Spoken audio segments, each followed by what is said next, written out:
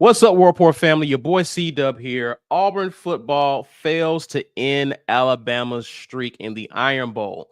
We'll give our final thoughts on that game as well as look forward to the future and what Auburn does in the offseason. This is the Weekend Tailgate. This is the Weekend Tailgate. Brought to you by Golden's Cast Iron. C-Dub. Ike Jones. Be Will. By G.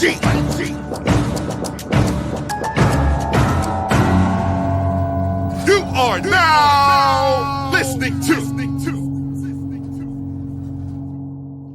Weekend Tailgate. You guys know the deal. Sign up as a member. Hit that join button right in your face. $5.99 a month will get you there. Join the greatest Auburn community online. Ike and I were live from Tuscaloosa. And I can report to you guys that it still smells like old garbage there.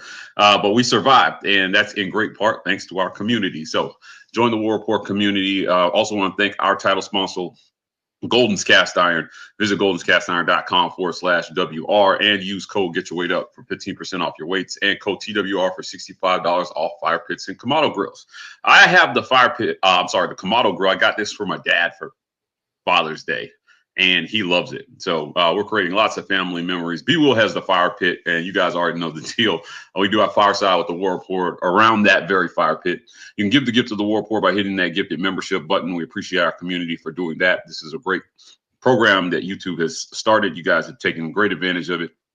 We appreciate it. Let's see if we can get 50 memberships given away today. Also want to thank show sponsor Manscaped. Visit manscaped.com and use code REPORT to get 20% off plus free shipping. Joining over 11 million men worldwide who trust Manscaped with their personal grooming.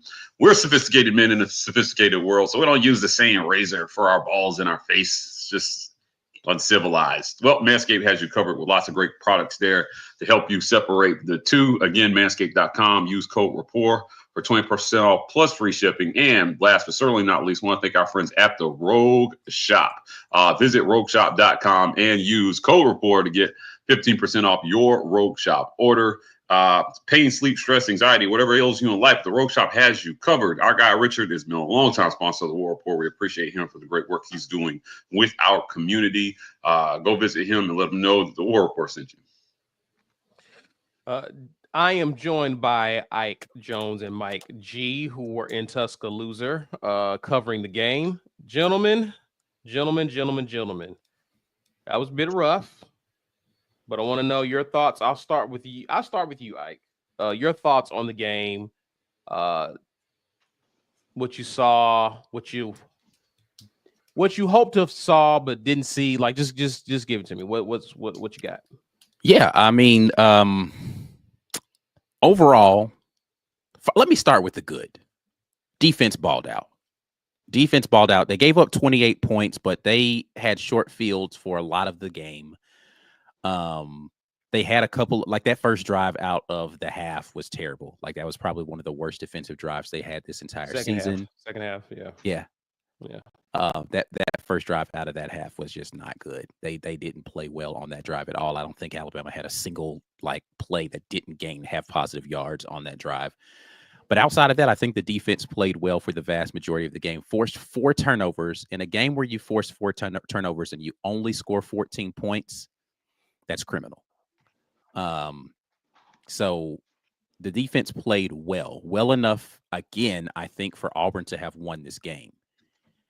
You get to the offensive side, and the inability for this team to score in the red zone is something that they've got to get figured out this offseason. How do you get points, preferably touchdowns, when you're in the red zone? Because moving the ball into field goal range and then not having a field goal kicker who you can rely on puts you in a very precarious situation. And that is basically the story of this game to me, was red zone trips, 2 of 3, 2 of those being field goals. And conversely, Bama 4 of 4 in the red zone, all of them were touchdowns. That's the story of the game in third down. Red zone and third down is the story of this game. Inability to score touchdowns in the red zone versus giving them up in the red zone, and inability to get off the field on third down. That was the rough thing to watch. Is your offense did enough to get you close, and then decided, all right, that was enough. We got close. We're done. Yeah. By the way, Auburn ranks 109th out of 133 teams in terms of red zone offense for the season in NCAA. Sounds about right. Mike, in a year where we said if Peyton can get to 2,500 yards, that'll be what Auburn needs to be able to turn the corner. Peyton Thorne registered 2,700 yards for the season, 27 and 13 to be exact. Jarquez Hunter rushed for 1,200 yards, and Auburn nearly had a 1,000-yard receiver in Keandre Lambert-Smith, who was 19 yards shy of 1,000 yards receiving. Yet, here we are, 5-7. What are your thoughts on what went wrong this year? I kind of alluded to it in the red zone offense, but what are your thoughts? I think that he hit the nail on the head with the red zone offense. I want to take you back to when Hugh Freeze got hired. And when he was looking for an offensive coordinator, he talked about finding somebody who could add something to his red zone office game. Like, I can help them there. They can help me here. Hugh, you failed. You failed to find that person because it's clearly not you. And that person is obviously not on this staff. Now, after the game, I asked him about that. Who called the trick play? You know, he said he regret calling that 3rd and 1. Ike, what did he call the play? He went tempo on the third down on the goal line. Yeah. He said he regretted calling that tempo play. He called that, but he reiterated that play calling has been a collaborative effort. Stop. The definition of insanity, doing the same thing over and over again, expecting different results. The results are not enough points on the board for Auburn. So you guys spit the stats. I won't repeat them, but I just want to add to Peyton Thorne's stats. Remember, 2,700 yards. He sat out a whole game and a game and a half. Yeah, he probably would have been over 3,000. He's a 3,000-yard passer, man. If he starts versus New Mexico and he plays the first half versus Arkansas, he's a 3,000-yard passer. So, you know, there were a lot of people killing Peyton on social media. I just did not agree with those takes. He came into this game 3rd in the SEC in passing efficiency. He had the 2nd most completions of 40 plus more yards, only behind Jackson Dart coming into this game. So he was able to find the big play when he needed it. Hell, he did it in this game. He didn't have a ton of time to do it. I had commented during the game when we were sitting in the press box, look, they were on his ass. Yeah, no, Bama was blitzing like crazy. They were blitzing like crazy. When he did have time to get it, he got one up to Cam, and Cam went and got it. It's on the miss to Keandre on the kind of like crossing route in the corner of the end zone. Okay, I'll give you that. But he played. Yeah, there's only like 3 throws in this game where I say to myself, come on, bro, you got to hit that one. Outside of that, he had a lot of throwaways and what about the throwaway on 4th down? That's one of them. The throwaway on 4th down, I did. Yeah, but my thing with Peyton is he didn't play a perfect game. It's not what you're expecting from him, really. Right now, I think he needed his best game to win this one, particularly in Tuscaloosa. But what I saw was another winnable game where they moved the ball and they came up short. Your kicker still missed a critical kick at some point that, you know, maybe stunts, you know, momentum of some sort.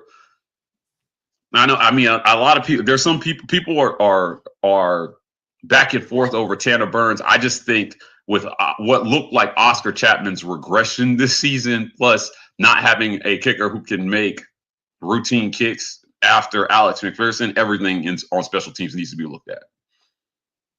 Now I'll say fire the guy. I'm just saying it's almost like Ian Vachon has to get the nerves out by missing his first kick, and then he's good afterwards. It's just like but you didn't have that leeway in this game.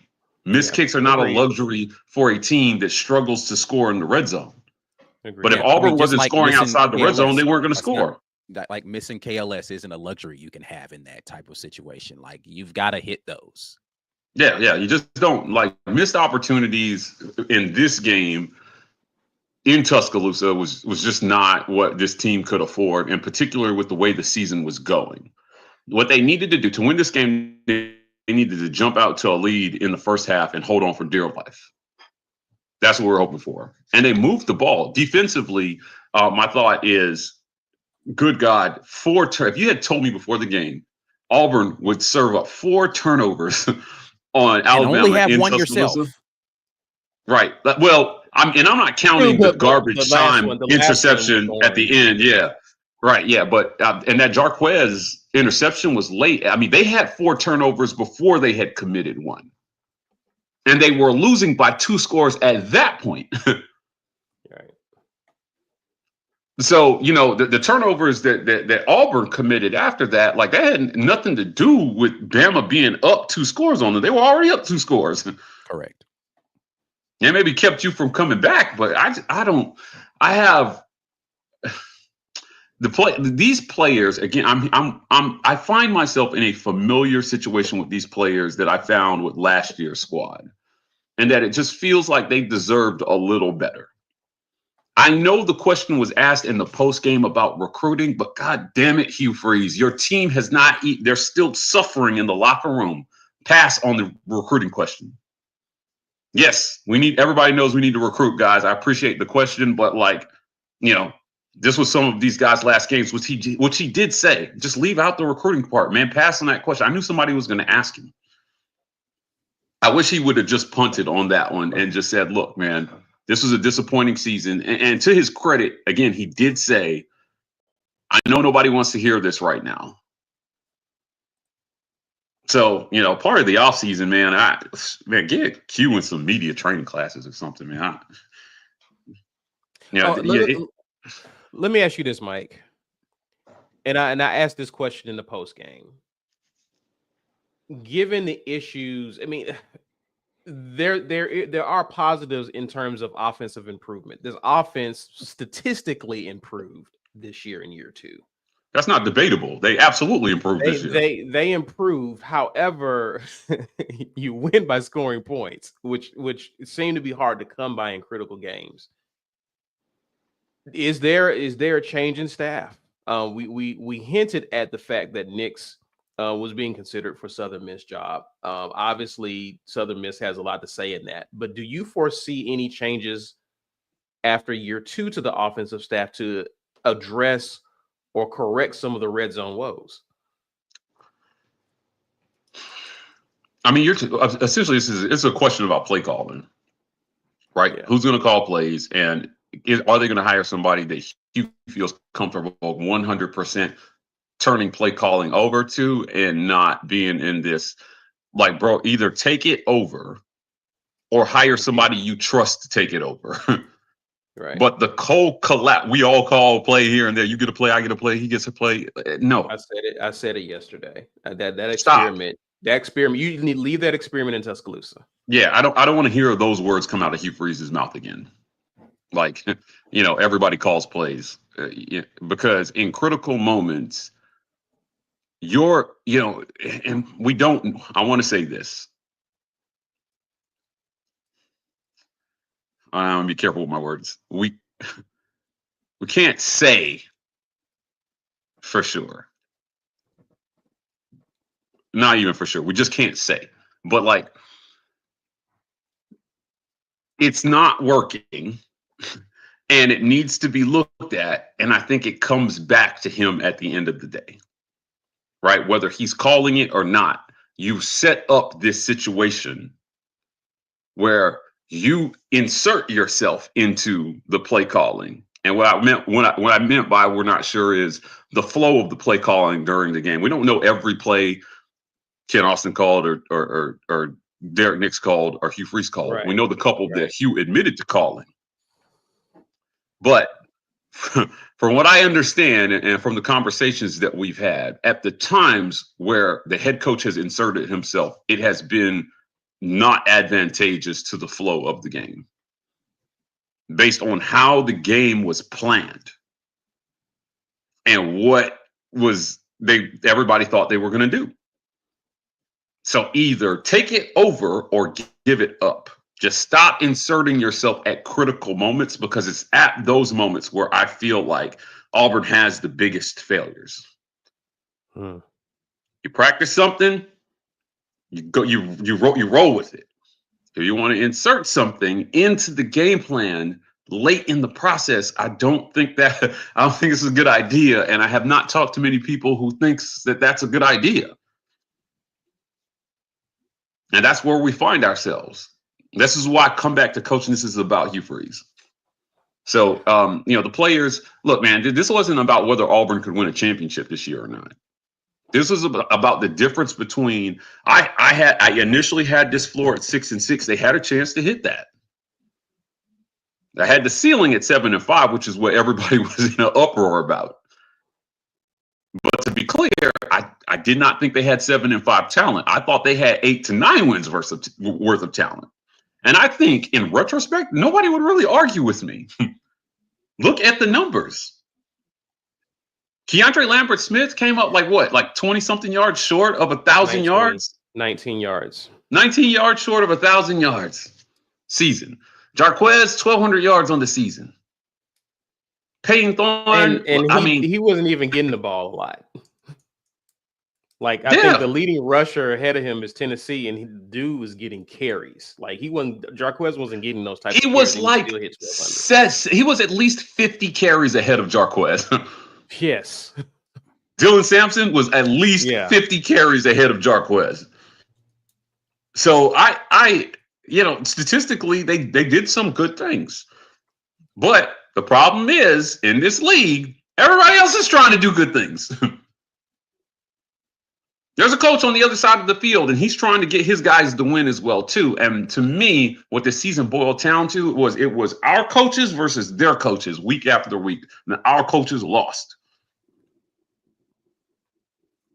Because these were winnable games. And DJ Durkin, break the bank, do whatever it takes to keep this man on the plains.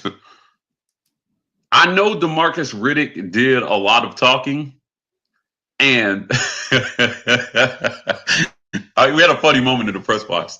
On that first touchdown that Jalen Muro scored, he beat DeMarcus Riddick to the corner. He outran him. He smoked him. And I was like, was that DeMarcus? And I learned that I looked at Ike to my left. He didn't even look at me. He was just typing. He was like, DeMarcus, my boy, they gonna smoke you on social media tomorrow. and he is getting smoked. I was dying. It was funny. But look, I don't. A rule. Tuberville didn't believe in putting young kids in front of media like that. Yeah, look, I don't. Back to the days of Tub. I want to be clear on this. I don't hate the bravado. I don't. Say it with your chest. He's got the talent to back up what he said. And as a defense, you went out there and you forced 4 turnovers, and you made Ryan Williams almost a non-factor in this game. Ryan Williams was a non-factor in this game, and he had one of the turnovers. He and a drop pass and a drop. Yeah. They both got deep balls for touchdowns, and Cam Coleman caught his. Ryan had the easier catch. Yeah. So we're clear, he had the easier catch. Cam had to almost moss a dude to catch his. So like I said, the talent was on display in this game. I think that it was clear. Keandre Lambert-Smith, thank you for your service, sir. I know we only had him for 1 year, but good God, was he one of the best pickups of the portal season of anywhere in college football. But he improved. He was a 600-yard receiver at Penn State. He went for 900, and I think he finished pretty close to the top of the league in touchdown catches, didn't he? Yes, he was tied at one point. I don't know. Earlier in the season. So, I think his decision as an individual to come here was validated. He got the ball. Yeah. He got the ball as much as anybody could have gotten the ball in this system. And that's where I'm at on what I saw on Saturday. The defense, again, they weren't perfect, but they did enough to win the game. Yeah, if you gave some support offensively by staying on the field and scoring touchdowns, scoring points, field goals, it changes the trajectory of how that game goes. And scoring touchdowns instead of missing field goals or anything. because there were at least 6 points left on the board. If Bashawn makes that first kick, Ike, if he makes that first kick, and then they trust him enough to kick it again instead of going for it on that failed fourth down in the red zone again, that game is possibly 20-28 headed into the fourth quarter, and last person with the ball has a chance to either win or tie or like something. It would have been a lot more. I'm not saying Auburn would have won, but it would have been a lot more interesting in that fourth quarter if they had gotten those 6 to possibly 10 points on the board. Yeah, I mean, listen, Auburn had their opportunities to make this game interesting early, and the first half failures, specifically in the red zone or in scoring position, is the story of how this game ended, because the defense, again, though not perfect, did enough in that first half to where you should have been in position to get this win, and you didn't. Yeah. Let's real quick before we get to the break. Let's talk about the controversial call. Auburn has momentum, second half, moving the ball, down 14, in a position to get to 21. I think a Bama player was injured or something, because I think Auburn was trying to move with tempo. Bama player is injured.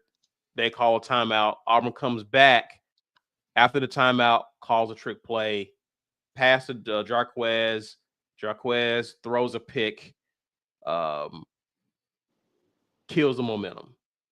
Game pretty much over at that point. Thoughts, gentlemen, on this? We got some difference of opinions here. Who wants to jump out there first?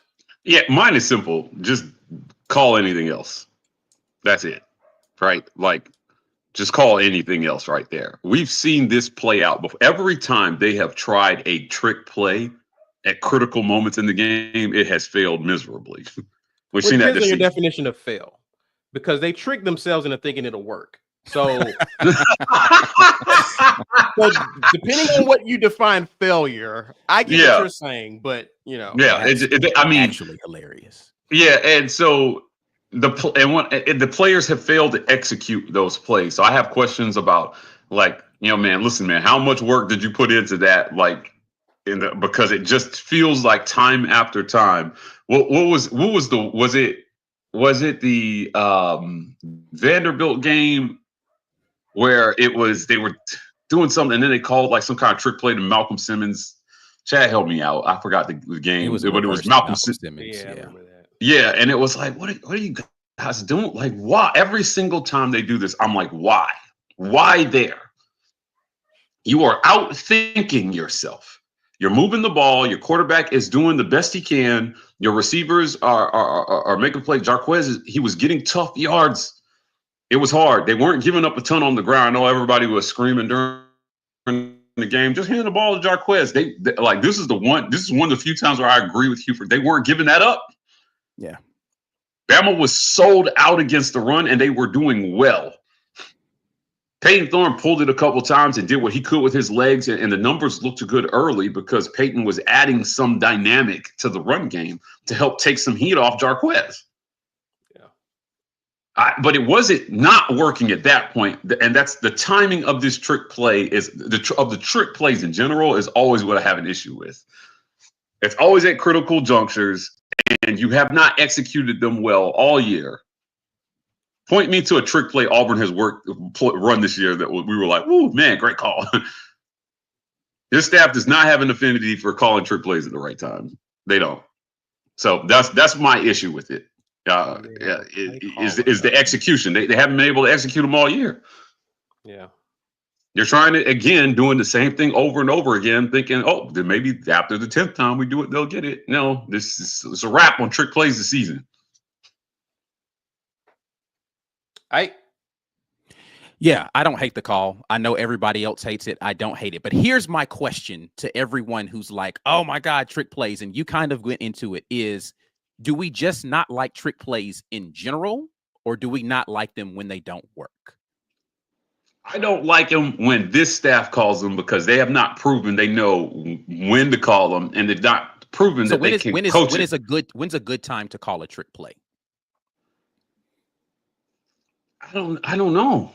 Like, I mean, whenever it doesn't work, it's always the bad time to call it. Is my But that's point. the problem. Sure. It never works. But it never works. I feel you. But again, so you're saying this year they just should not have called trick plays because they should assume that none of them would work. After the I'm fourth saying I mean, it points back to a different issue. I hear what you're saying. I'm saying they clearly have not coached these trick plays well all year. He said that in the post game. He said, "Oh, we got to coach Darquez better on that." Yeah, no shit, Hugh. Yeah, I mean, Malcolm better on it. You got to coach everybody who you try to trick play with has been poorly coached. My whole point is it was wide open. Like, it's not that the play was a bad call. To your point, it's the execution of the play. So you're just saying, all right, cool. We just shouldn't call trick plays ever unless we're 100% sure that this trick play is going to. I don't know. Where's the logic of where you call and when you call and how you call a trick play if you have to assure it's going to work before you're going to be able to do it? It's the nature of a trick play. It's a gamble. Some of them work, some of them don't.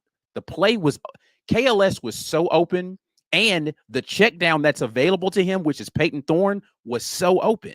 So do you have faith that your guy can run the play or you don't? Then don't call it if you don't have faith in it. But he clearly had faith that Jarquez could pull it off. So they called the play. I don't have a problem with it because it was open. It didn't work.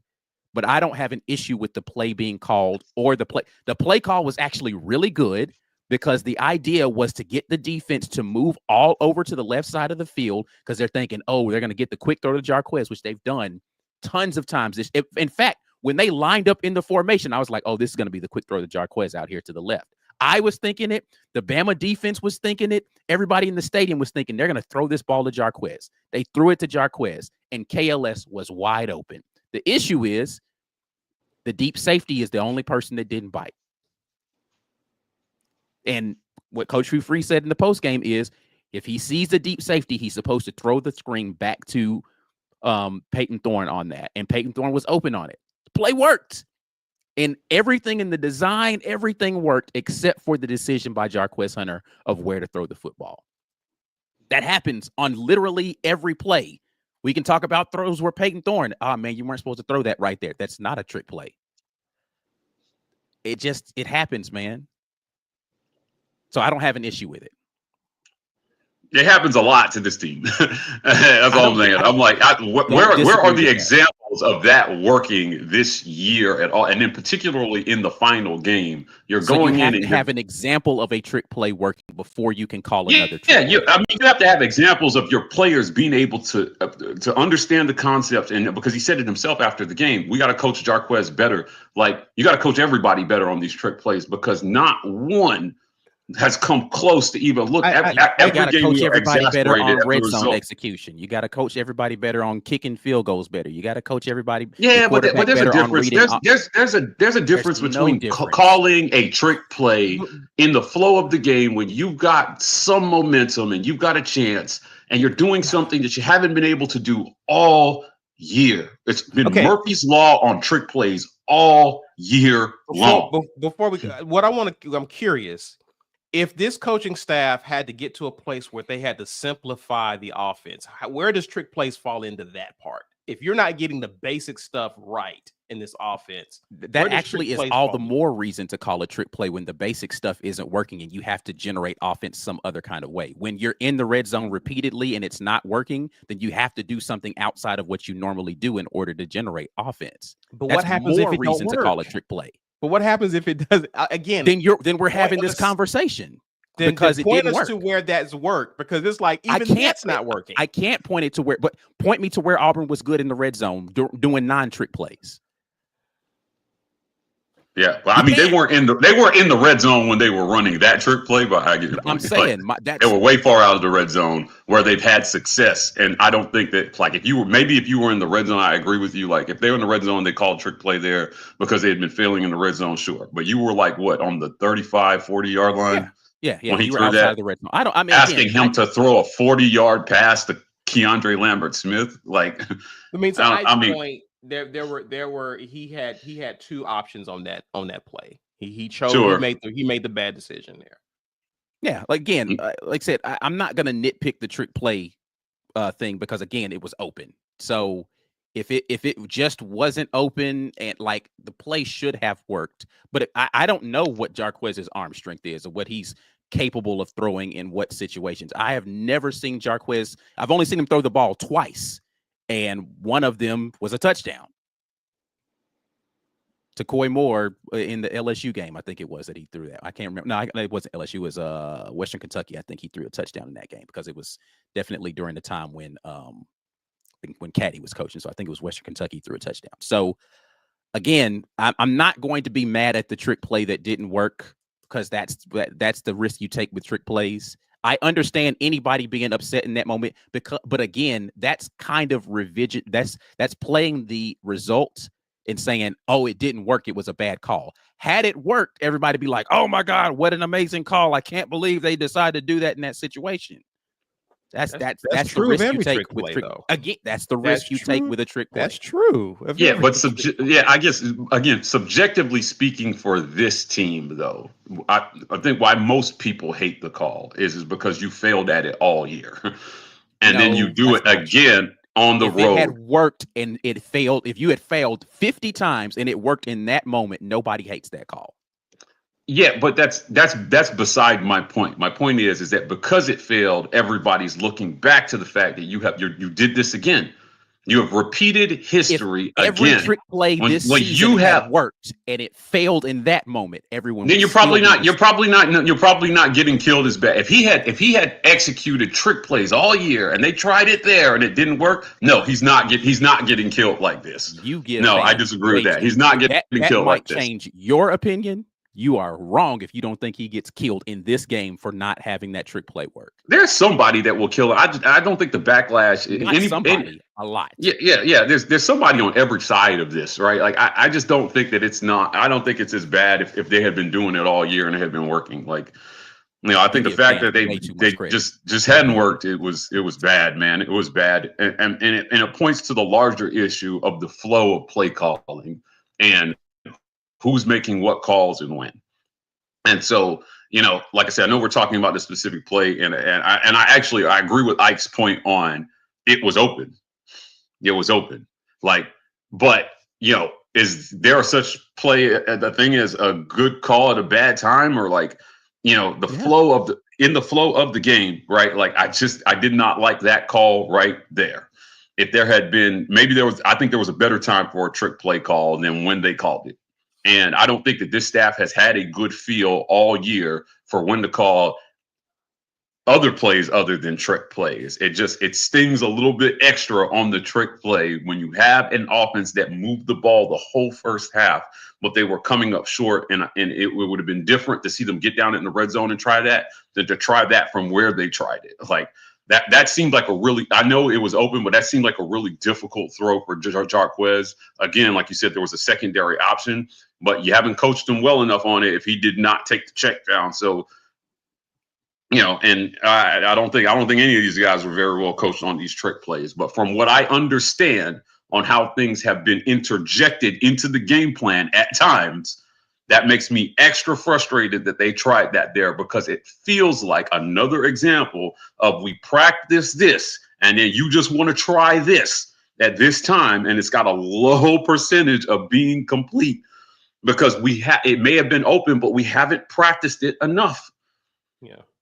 Those are the reports that we're getting, and that's the part I was trying to leave out of this. Was like this felt like another one of those examples. They didn't practice this enough.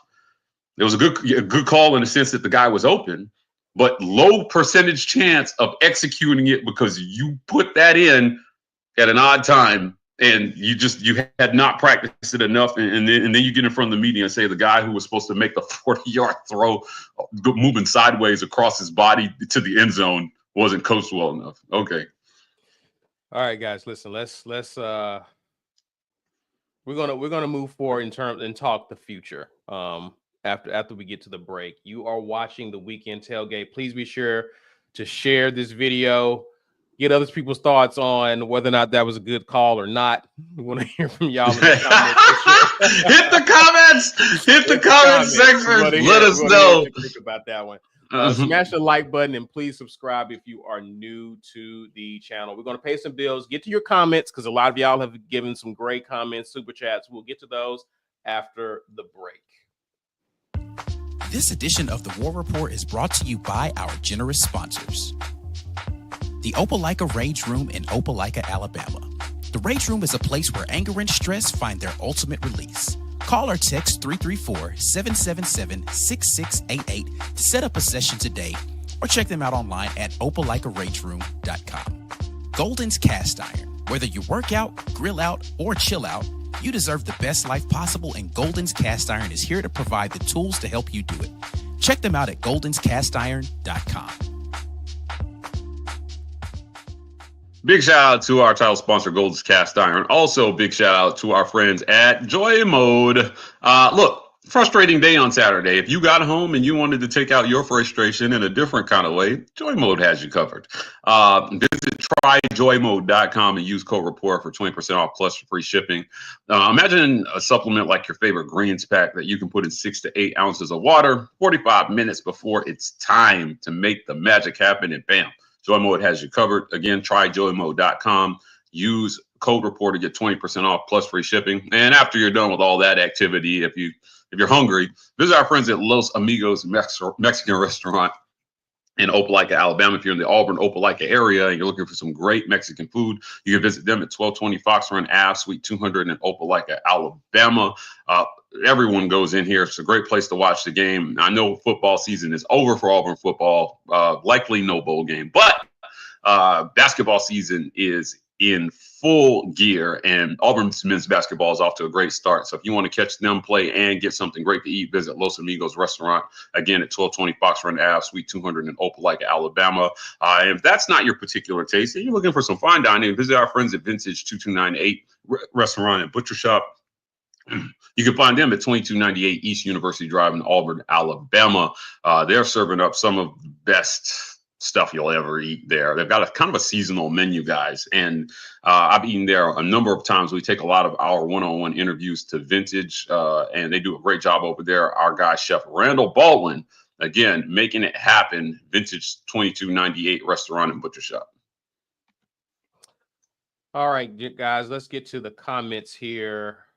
Starting with Anthony Long, appreciate the super chat. He says, our coaching staff looked at that Bama team and said, we will throw the ball twice as much as we run it. It really doesn't matter how much talent you have with terrible game planning and play calling. I disagree with Anthony a little bit on, I think that of all the games where they've said this, I think this was the truest. They did what they needed to do to even get. I think if we had just tried to force the ball up, there would have been a disaster and Auburn would have moved the ball and Bama would have stopped it. There had to be some balance in this game. A lot of it was there. Auburn just needed to make plays, or there needed to be a better call in that situation. But what Bama was giving, they gave up 300 yards to Peyton Thorne through the air. And even though Jarquez looked effective in the first half quarter of that game, those were tough yards he was getting. Dude, he was breaking tackles. He was, they had decided that they were going to try to shut him down and not let Auburn control the pace of this game. And, look, I know this is not Nick Saban's Alabama, but they still have the horses to do it. They're one of the few teams that have the horses to do it.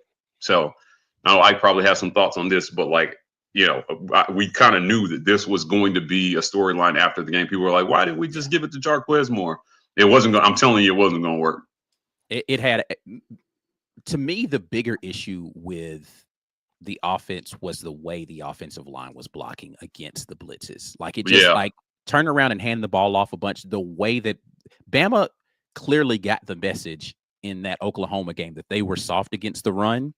And they were doing what they were the equivalency of what they were doing was run blitzing, which is they were going to show a 7-man box and they were going to either blitz that 7th man off the edge, or they were going to add an 8th to be able to make sure they had every gap covered in the run game. So that means that you have to be flawless in your blocking execution, or you weren't going to get a lot of run room. So you could have just tried to run the ball more And it was never more evident than when they got in the red zone that Bama was just like, no, if you're going to get this ball into the end zone, it's not going to be running the ball consistently. Now, do I think that Auburn abandoned the run too early in this game? Absolutely. I think they should have run the ball more, but I don't know that the remedy for this was just run the ball, because Bama was clearly like, nah, not this game. Yeah. TJ Lou, the 499 super chat, appreciate that. Says, so guys, everything everyone said Auburn should do, from cleaning up turnovers and creating turnovers, still created losses. I need some kind of resolution. Yeah, this has been an anomalous kind of season. The results don't match the output, so for certain. But I think we said it at the top of the show. It boils down to red zone play calling. It's been atrocious. You get down there and you don't know what to do. You can't score points. You can't make kicks. Auburn looks completely inept in the red zone offensively, and that's probably the biggest, I think, puzzle that they have to solve this offseason, along with who's going to be your quarterback. Somebody said, I think in the comments, that Holden just hit the portal. Yes. Yeah, we'll talk about that. I'll be interested. I mean, that's not unexpected. I'll be interested to see if Hank hits the portal as well too. We got a comment about that too. We'll get to all of those. Yeah. And so scandalous misconduct says, is Hugh fired if Auburn doesn't win 8 games next season? I think that how you get, like, it can't be less than 7. Yeah. I think it can't be less than 7. And how you get there and who you beat matters. It's less than 8 games. Yes. 100%. Right. If you win the Iron Bowl next year and you win 7, I think Hugh gets one more year, especially if recruiting stays hot. But if you only win 7 next year, the problem is other coaches are going to have a lot of ammo. Now, this will be your 3rd full recruiting class. That's rough, man. That's rough if you beat them and you only have 7, because you're on the hot seat seriously going into the Iron Bowl with 6 wins. Like that's it's gonna be, I think it's gonna be difficult messaging. So, like, yeah, at some point the results on the field have to matter, and you can't just keep crowing about wait till I get my recruits. And in a 3rd year after you bring in a top 5 class, where, look, man, remember what I said on Feinbaum on Friday was that this game, what it should have been, and listen, Cam Coleman showed up. He didn't get a ton of opportunities, but he showed up. And he caught a great deep touchdown pass. And what I thought what we would see on display, but what we've seen this season is these top 5, top 10 overall players, those are the guys that come in and impact your program immediately. They rarely sit these days. Ryan Williams came in and made one of the biggest splashes in college football that we've seen. He was the only receiver in last year's class higher rated than Cam Coleman. And they were both top 5 overall recruits. Cam Coleman was good for at least 1 extra win on your schedule this year, because he decommitted from Texas A&M and then beat the team he decommitted from, having one of his best games. If Texas A&M has Cam Coleman and Auburn doesn't, Auburn might lose that game. So, it's again, after in the post game, the talk about recruiting, it's not an unfair conversation. Sure, the timing of the conversation, I'm like, whatever. But if you go a 3rd year at 7-5, that's going to be really difficult. This has been like what now, 4 straight losing seasons for Auburn. Yeah, 2 under Hugh, 2 under Harsin. Yeah. A 5th one, I don't think firing should be off the table. I don't. And 3 of them belong to you. Dustin Pace with the 999 super chat says, that was one of the games of all times in Auburn history. So much I have to say, and not enough money to super chat at all. Need a segment on office hours, and I'll have my notes ready. War Eagle. Speaking of which, will there be an office hours coming up soon? I know they're kind of random. Yeah, I must say that's just I don't know when I'll be able to, but I'll try to get it done sometime. Okay. B Palmer with the $1 super chat. We missed your comment there, buddy. Comment again if you intend to comment us, and we'll look out for it.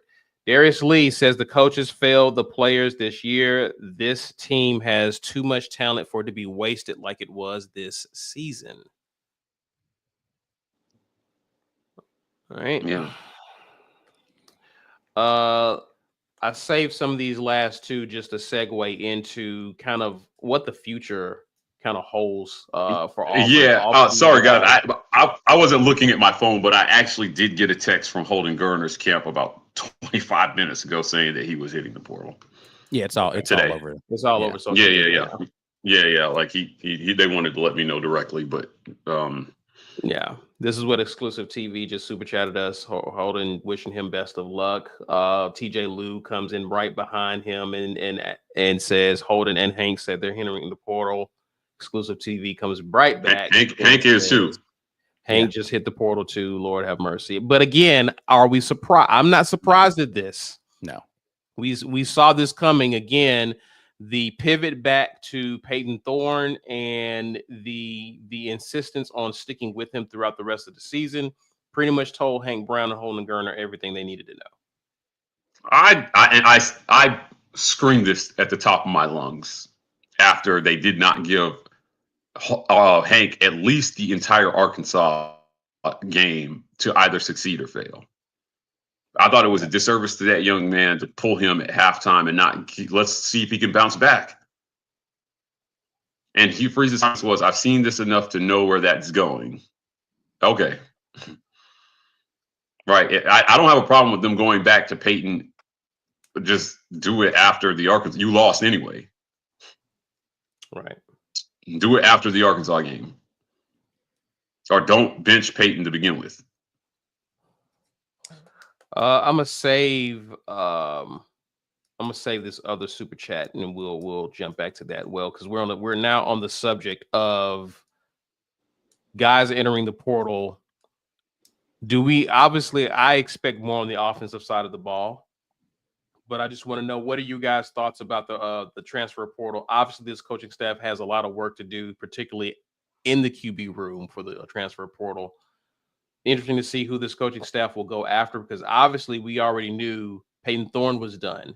So now you have 3 QBs exit that room. Walker White is the only scholarship QB remaining, which means you definitely need to lock down Deuce Knight, get him to sign with Auburn, and you need to go into the portal and find someone who's going to be able to compete for the job or be your starter game one. Who else do we think is likely to exit this team over the next few days, weeks, to enter the transfer portal? I would not be shocked to see Jeremiah Cobb hit the portal. Just because, and I said this at the beginning of the season, so this has nothing to do with like any intel or anything like that. I said at the beginning of the season, Jeremiah Cobb and Damari Alston were going to look at the usage of running back this season to determine whether or not they want to come back. And why I think Cobb is because it's clear Damari right now is running back number 2 on the team. So with Jarquez Hunter moving out of the way, those carries likely go to Damari Alston unless they go get somebody out of the portal, whatever. So if you're Jeremiah Cobb as now a junior, you have to look at how did they use Damari Alston? And is that the way I want to be used next year as far as number of times he's going to get the ball and situations they're going to put him in the game?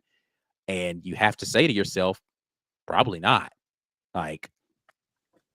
So I don't know that that Cobb sees that, and his relationship that brought him to Auburn was Cadillac Williams, who is no longer here. So the relationship that got him there in the recruiting battle and the usage of multiple backs in this system doesn't leave me thinking unless I want to wait until my senior year and hope that Damari Alston has a great season next year and he leaves and then it's my turn as a senior. Yeah, there's a lot of waiting there. And I don't know that that's going to happen. So I would say the guy that I'd be looking at next would be Jeremiah Cobb. Outside of that, I'd be looking at a couple of guys. Cam Brown, I think. Oh, Cam Brown's gone. There's 0% chance Cam Brown comes back, in my opinion. He was in the same boat as Holden, I think, just kind of waiting until the portal opens. I'm surprised we haven't seen an announcement from him already. There's probably a couple of guys that are on back burner on that offensive line that might be gone. EJ Harris comes to mind as a guy who probably is not going to get an opportunity to ever see the field with, you've got Dre Carter, who's going to be an interior offensive lineman that likely will get a lot of those snaps next season. And then I would look at maybe one of the guys in the freeze four that didn't get an opportunity to see the field in Bryce Kane or Perry Thompson. I'm looking Burton, at. somebody just said Burton I think in the comment section. He's gone. Yeah, Burton. Yeah, I would say that Bryce Kane likely, with the shift that's happening in the wide receiver room, some of the guys are exiting, was probably a likely candidate to stay. I mean, it was communicated to him very clearly from the beginning what his role would be this season. He was a likely red shirt, and he accepted that. However, Perry Thompson was the one that worried me the most. Yeah. And he seemed locked in after the last game with all he said some things. He said some things. He said some things on social media that have made it seem like they've reaffirmed, like, hey, listen, I think Keandre Lambert-Smith's success, along with Cam Coleman's success, has made his lack of playing time more stomachable for him. When the guys in front of you are playing the well, Cobb situation, right? Like, okay, if I'm gonna be the number two, I have to look at what the number two did last year. If Perry gets moved up and he gets KLS kind of time and reps, he's like, oh, sophomore year for to be lit for me. Right. And they know, they believe in him. So, but the way this offense ran this year, if you weren't the two guys on the outside, your time was going to be limited. Right. And we might, going into next year, if they have a more capable signal caller that they believe in, maybe we see more 10 personnel and more receivers on the field. But I want to be clear about this one. Perry Thompson was asked to redshirt earlier this season, and he said no. And this is what worried me about whether he would hit the portal or not. They asked him to redshirt. He said, I could have gone anywhere to redshirt. No, get me on the field. It just didn't work out. And that's where his frustration started to grow. But also, there's a good message in here for patience for him, because he is a top 30 overall kid. And Keandre Bald, man, he's almost 1,000-yard receiver this year. That's it. It's an easy sell to him to say you are definitely the number 2 receiver on the field next year. You're going to be on the field every play next year. Right. So, that's where maybe he's like, all right, well, I've already burned a year here. And if they're committing to me that I'm going to be at worst number 2 next year, because look at, again, I think he's got a lot of respect for Cam Coleman and what he can do. Then yeah, and with Deuce Knight coming in and Walker, I think is now the only scholarship quarterback on the roster right now. I mean, there's opportunity for him there to be one of Auburn's next potential 1,000-yard receivers. But Perry worries me because of where he was at reportedly earlier this season, for what we understood, and it seemed like it shifted when I started looking at his social media. I'm like, all right, like they found an effective message for him, but we'll see. What about Michael Riley? Micah's he's a maybe for me on that as well, just because, again, you have to look at the tight end usage and say to yourself, okay, with the snaps that I got this season, look at how they use the top 2 tight ends. And is that what I want to project for my future? Do I see myself in this offense? I would say probably not.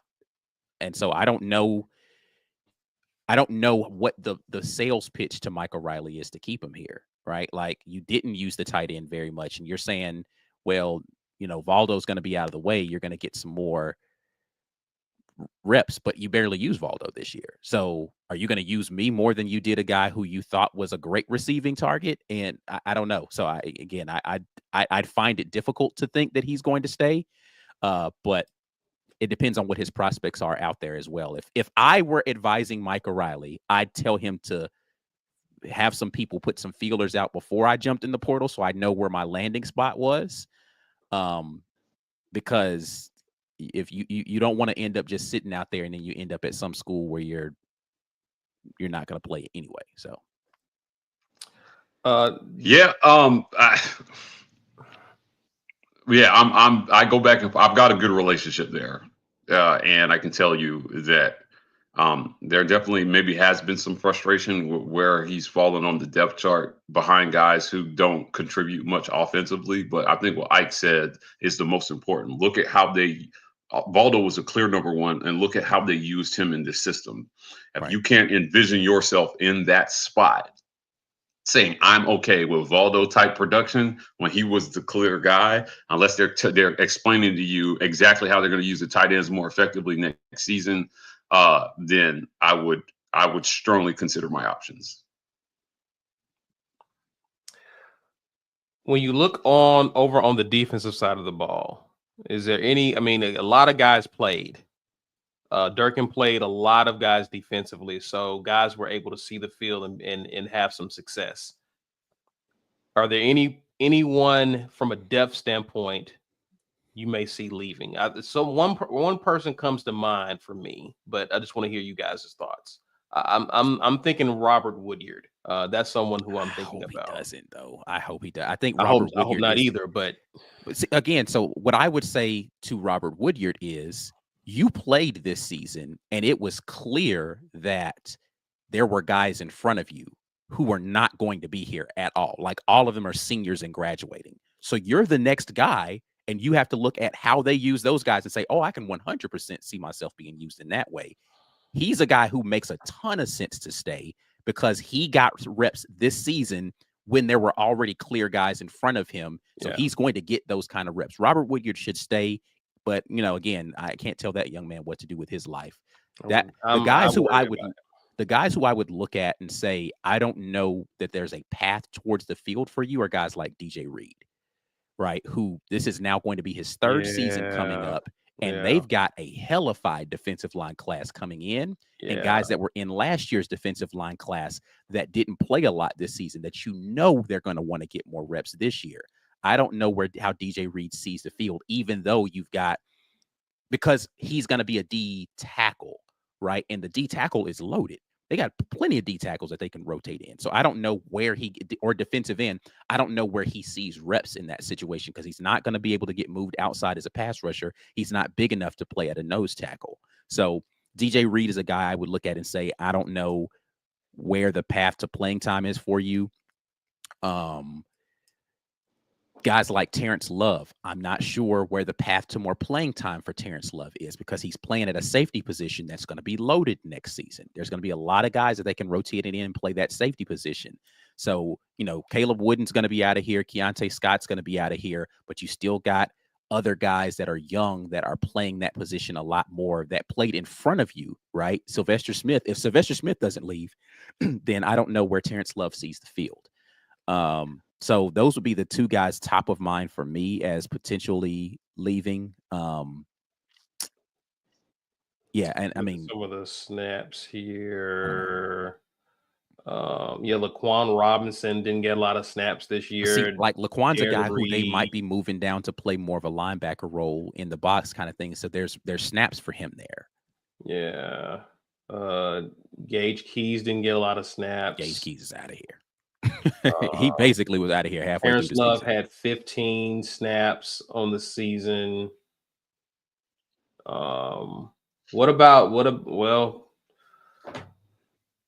Trill Carter. What about Trill Carter? He's graduating. He's out of here. Okay. I don't think he has eligibility left.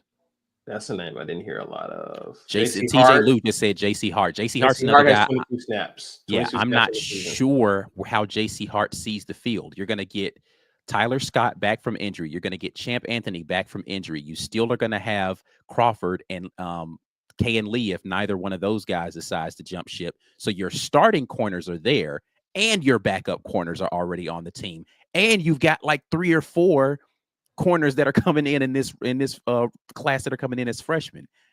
How does he see the field? To Nick's question about Joe Phillips, listen, McLeod leaving presents a lot of opportunities for one of those young guys to step up in their role. I think Joe especially Phillips is fine. especially with Kieran Crawford coming on strong later in the season. I think there's some opportunities there. Yeah, and to the question about JC Hart, yeah, if Alford comes on, if Auburn flips Alford from Ohio State, yeah, it's done. So You've got guys in this freshman class that are coming in that people think might be ready to see the field immediately. So I don't, if you're JC Hart and you're looking at Tyler Scott and Champ Anthony both returning for this team next year from injury, guys who would have been in the 2 deep this year had they not been hurt, and you've got presumptive starters still sitting out there, unless you just really, really want to be on special teams or you want to convert back over to play wide receiver, I don't know where the snaps come for him this coming season. Yeah. It's going to be interesting to see. I'm going to get to some more super chats, gentlemen. We'll get out here. Jamal Pye, appreciate the super chat you asked earlier in the show. Says if we lose the first 2 SEC games, Hugh Freeze is gone. Has that schedule been released? Do we know what those? No, we don't know what the first 2 games are going to be yet. Okay. Curious about that, but you guys' thoughts again? If Hugh starts, because that's the thing. I know we mentioned going 7-5, winning the Iron as a scenario as to what can save Hugh Freeze. But my thing is, if you're going into the Iron Bowl with 6 wins, you're talking about still a very tumultuous season. Mm-hmm. Is Hugh Freeze? You're talking about saving your job with the win of the Iron Bowl. Like you're a dead coach walking, and you save your job by winning the Iron Bowl. If Auburn starts out the season losing its first 2 conference games, what does that mean? Like, does this seat just continue to get hot or hotter, or is the decision already made?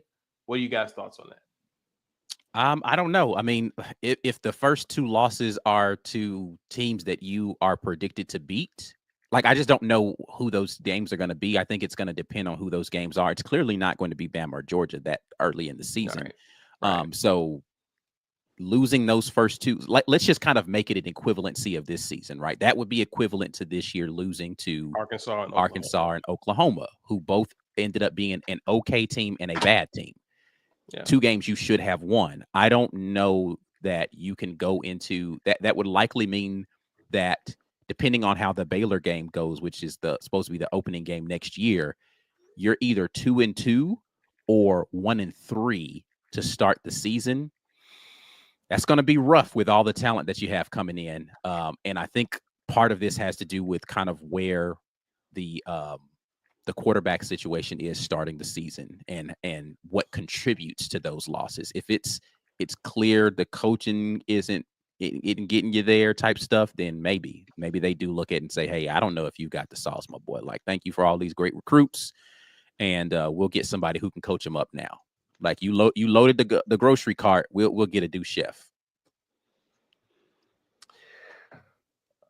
Let me translate. Sent a $1.99 super chat. Appreciate it. We missed your comment. I don't know if you guys have been watching it or seeing it. He sent another one later.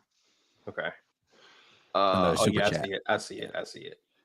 B Palmer 636 says, to the portal for a kicker. Running back pass was awful. Portal for a kicker depends on McPherson's health. I don't think Ian Vachon is a bad kicker. But good backup. Yeah, but and Coach Freeze says he still has faith in I forgot the boy's name already. Towns McGill. But if there's a quality one out there, I don't know how you don't at least entertain the idea with McPherson's health being in question.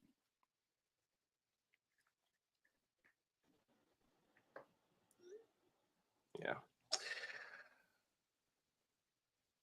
Let me translate. Comes back and says offensive line is next in the to QB and portal. Spend big on offensive linemen, particularly tackles. I was about to say offensive tackle. Let's be very specific. Tackle. The interior offensive line in the portal, I think you're fine there, right? Like, you still are going to have Connor Lew at your center, and you've got some good backup centers in Braden Joyner, and you're still going to have interior offensive linemen, depending upon the decisions of Dylan Wade and Jeremiah Wright as to whether or not they stick around for another season.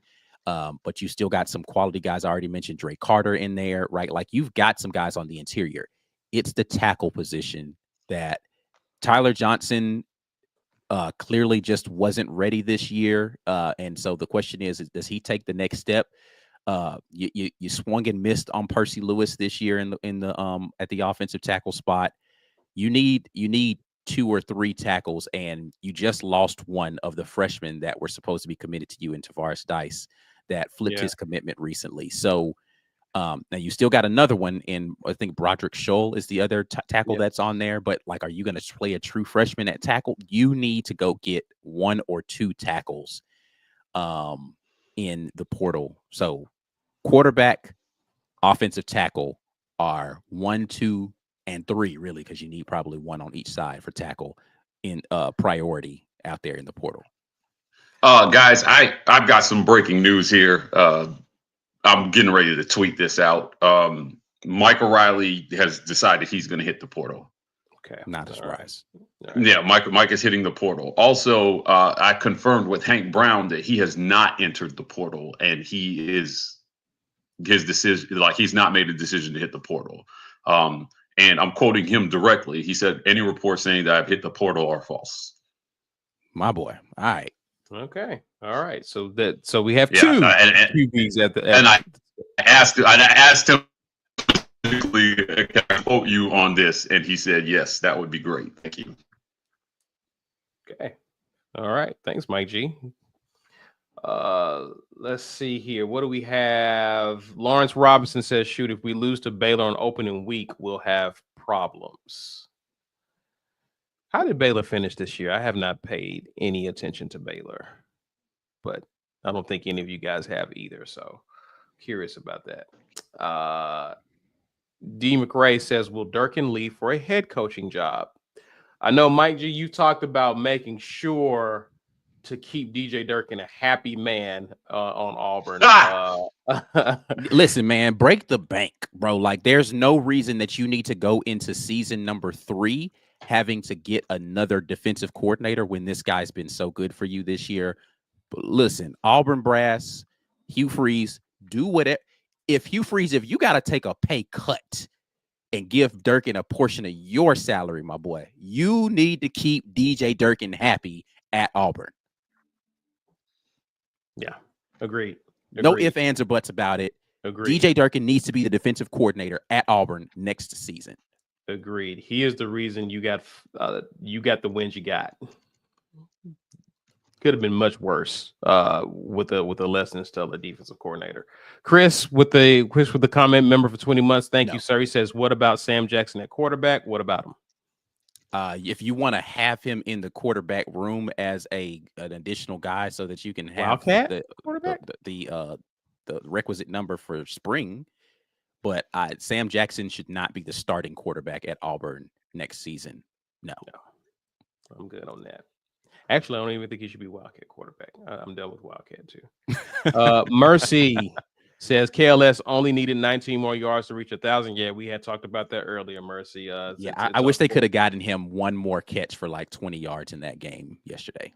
Yeah, we ran out of time in that game. But yeah, would have been great to have seen that.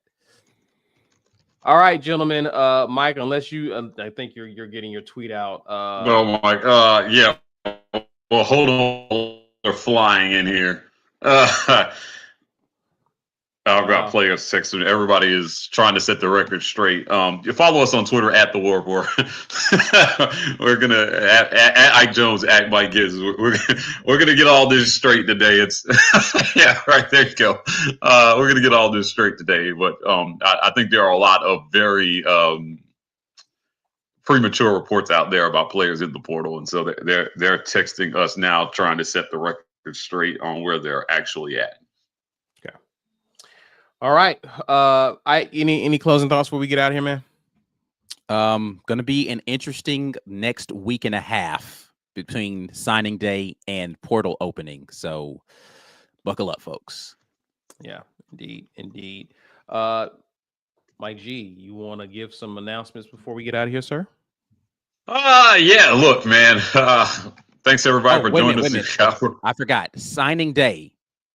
Green Name Gang marathon stream is up again, year 3. So if you are not a member, you need to become a member. I know Mike G's about to tell you how you do that, but Wednesday morning, I'm waking up, I'm turning the stream on, and we will be with you the entire day as news comes in on who signs Wednesday. Hey, if Auburn pulls off the flip with Naeem, I need an epic performance like you did with Celtic Falk. I need something. Okay, all right. I know y'all like to tune into the on threes and all that kind of stuff or whatever. Green Name Gang, I got y'all for the Auburn stuff. We gonna react and talk Auburn all day. Word. Take us away, Mike.